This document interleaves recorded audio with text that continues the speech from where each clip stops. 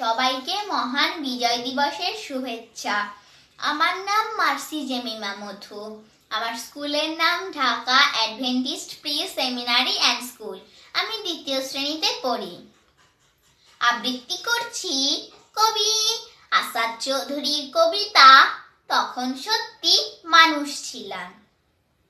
নদীর জলে আগুন ছিল, আগুন ছিল বৃষ্টিতে, আগুন ছিল বীরাঙ্গনার উদাস করা দৃষ্টিতে, আগুন ছিল গানের সুরে, আগুন ছিল কাব্যে, মরার চোখে আগুন ছিল, এ কথা কে ভাববে? কুকুর বেড়াল থাবা হাঁকায় ফোসে সাপের ফনা, শিংকই মাছ রুখে দাঁড়ায় জলে বালির কণা।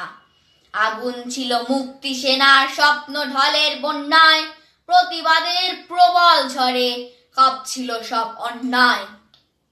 এখন এসব স্বপ্ন কথা দূরের শোনা গল্প, তখন সত্যি মানুষ ছিলাম, এখন আছি অল্প।